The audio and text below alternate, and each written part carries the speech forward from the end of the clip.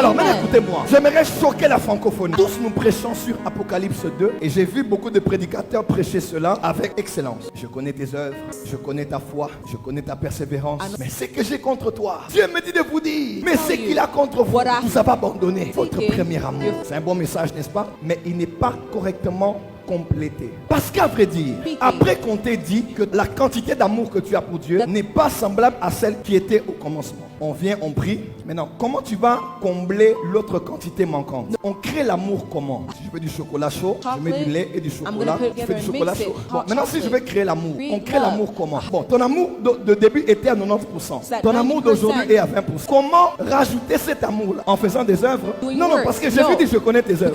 Le problème, ce ne sont pas les œuvres. Oh non, tu dois revenir à l'église comme tu venais. Tu n'aimes plus Dieu. Est-ce que l'amour pour Dieu est déterminé par le nombre de fois qu'on vient à l'église? Les sorciers aussi viennent détruire l'église en venant plus, d'ailleurs tous les jours plus que ceux qui ne prient. Vous allez voir les thèmes. Aimer Jésus. Comment aimer Jésus? Aimer Jésus mes frères. Aimer Jésus mes sœurs. Et beaucoup de chrétiens après ces messages sont dépressifs. C'est vrai. Après ces messages sont culpabilisés. Et on le dit. Tu dois aimer l'Éternel ton Dieu de tout ton cœur, toute ton âme, toute ta force.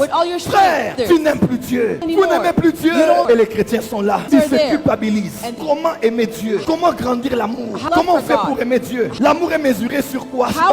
C'est par ce que je ressens ou par ce que je ne ressens pas. Même nous qui aimons Dieu, il y a des jours où tu n'as pas envie de prière. Il y a même des jours où tu as envie d'inviter Satan à te faire tomber. Tu dis, Satan, ma maman bonne c'est la radio présente. Dans les 365 jours de l'année, il y a un jour où le fou en nous se révèle. Alors on aime Dieu comment? Mon premier amour, je vais aimer Dieu. Et le prédicateur vous prêche. Aimez Dieu, aimez Jésus, aimez Dieu. Mais comment créer l'amour? Comment je peux créer ce sentiment? Revenir à ton premier amour. Maintenant quand tu regardes comment tu aimais Dieu, tu te dis c'était par rapport à quoi? J'ai une bonne nouvelle pour toi. Commençons par le commencement. L'apôtre Jean dit, la loi est venue par Moïse, mais la grâce et la vérité sont venues par Jésus. C'est la montagne de transfiguration. Celui qui a emmené la loi, il est descendu de la montagne. 3000 juifs sont morts. Celui qui a emmené la grâce, le jour de la Pentecôte, 3000 juifs ont été sauvés. Celui qui a emmené la loi, Dieu lui a dit, enlève tes sandales parce que la terre où tu te tiens est sainte. Mais celui qui a emmené la grâce, Jean-Baptiste a dit, je ne suis même pas digne de délier la courroie de ses sandales. Celui qui a emmené la loi a dit, tu ne commettras pas l'adultère. Mais celui qui a emmené la grâce, on l'a emmené une femme adultère. Jésus a dit, qu'est-ce qu'on vous dit de la loi? Et chacun d'entre eux était quelque part bloqué par un commandement qu'il ne respectait pas. La loi disait, maintenant Jésus a dit, moi je te dis, va, mais ne pêche plus. La loi a un message, mais la grâce aussi a un message. La loi n'avait pas de prière. Vous avez déjà remarqué, sous la loi, il n'y avait que ce que Dieu te commandait de faire. Dieu t'ordonnait de faire. Sabbat, pas d'idolâtrie. Tu feras ça, tu ne feras pas ça, tu feras ça, tu ne feras pas ça, tu feras ça, tu ne feras pas ça. En d'autres termes, le curseur comme pour un ordinateur était placé sur l'homme, sur sa capacité à lui d'obéir à Dieu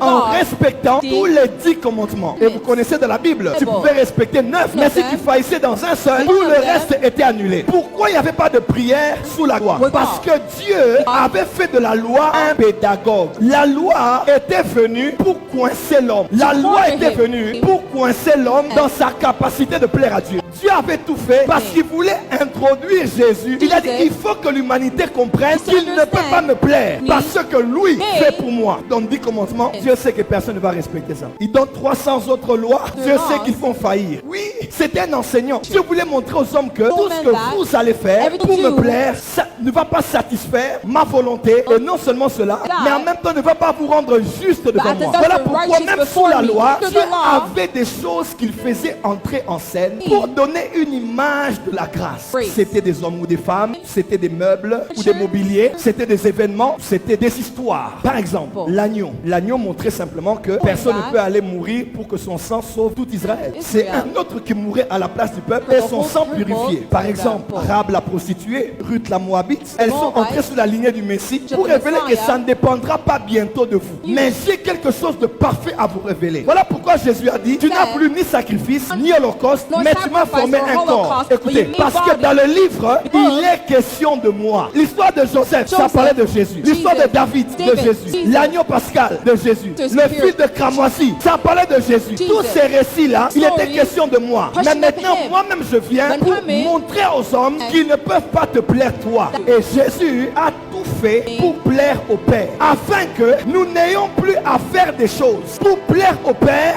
mais nous ayons à reconnaître et à croire en ce que lui il a fait. Et sur base de ce que lui il a fait, nous puissions avoir maintenant la capacité de produire des bonnes œuvres qui n'émanent pas de nos efforts, mais qui émanent de la connaissance que nous avons de ce que lui a fait. Voilà pourquoi prêcher le message, aimer Dieu, c'est pas la grâce. Aimer Dieu. Après quelqu'un s'est dit, comment est-ce qu'on on l'aime comment? Aimer Dieu, frère, Jésus revient. Aimer Dieu, tu aimeras l'Éternel ton Dieu de tout ton cœur, de toute ton âme, de toute ta pensée. C'est pas le Nouveau Testament. C'est écrit dans le Nouveau Testament parce que Jésus parlait à un docteur de la loi qui demandait le résumé de la loi. Et il répond par ces versets. Et Jésus insiste. C'est ça le résumé de la loi et des prophètes. Dans le Nouveau Testament, nous ne sommes pas appelés à aimer Dieu. Nous ne sommes pas appelés à aimer nos prochains comme nous aimons nous-mêmes. C'est pas l'évangile. Tu te réveilles pas le matin en te disant je veux aimer Dieu,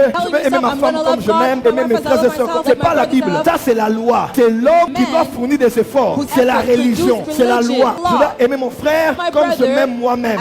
Ça c'est le commandement de Moïse. Alors, tu vas aimer Dieu comme ton premier amour. Bon, premièrement, Dieu est plus âgé que toi. Deuxièmement, qui a commencé à aimer qui le premier? Qui a commencé à aimer qui en premier? Donc en premier là, ce n'est pas toi qui as commencé à aimer Dieu. Il est écrit, nous l'aimons parce que lui. Donc ce n'est pas d'abord le fait que j'aime Dieu, mais c'est le fait que je connaisse que c'est d'abord Dieu qui m'a aimé en premier. En fait, qu'est-ce que je veux dire? Dans la grâce, on n'aime pas Dieu. Dans la grâce, on reconnaît d'abord que c'est lui qui m'aime. Et parce qu'il m'aime, je l'aime alors. Écoutez ce verset. Nous l'aimons parce qu'il nous... Parce que, conséquence, parce que nous l'aimons, pas parce que nous faisons des efforts, mais parce qu'on sait que lui, il nous a déjà aimés. Donc mon amour pour Dieu est la réaction de son amour. Mon amour pour Dieu n'est pas la racine. Mon amour pour Dieu est le fruit. Mon amour pour Dieu n'est pas l'action. Mon amour pour Dieu est la réaction à l'amour que je sais de lui. Si je sais que Dieu m'aime peu, je l'aimerai peu. Si je sais qu'il m'aime trop, je l'aimerai trop. Si je connais la longueur, la largeur, la profondeur de son amour, j'aimerai Dieu sans mesure. C'est comme un miroir. Quand je présente le mouchoir au miroir, il me montre le mouchoir. Quand je mets le lit, le miroir me montre le lit, n'est-ce pas? Quand je montre un stylo, le miroir me révèle un stylo. Ce que le miroir me donne n'est que le reflet de ce que je le présente. Quand tu mets devant toi un Dieu méchant, tu ne sauras pas donner le reflet de l'amour pour Dieu. Mais quand tu mets devant toi